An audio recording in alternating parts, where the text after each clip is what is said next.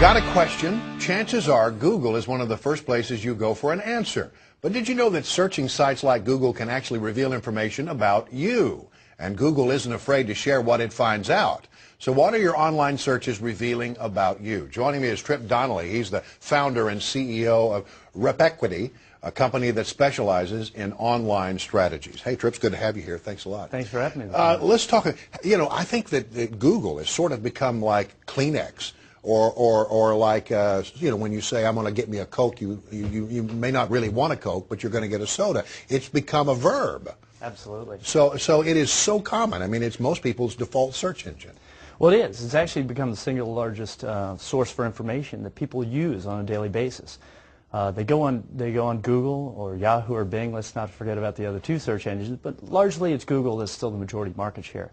And they look for something. They're not looking for, as you said, they're not looking for pop or soda, they're looking for Pepsi or Coke. Yeah. So about 85% of what people are looking for is what we call brand or navigational search. So they're looking for someone they maybe went on a date with, a new company that's going to employ them, and what they find is what shapes their perception. And how much trust do people have in Google? Well, that's actually a staggering number.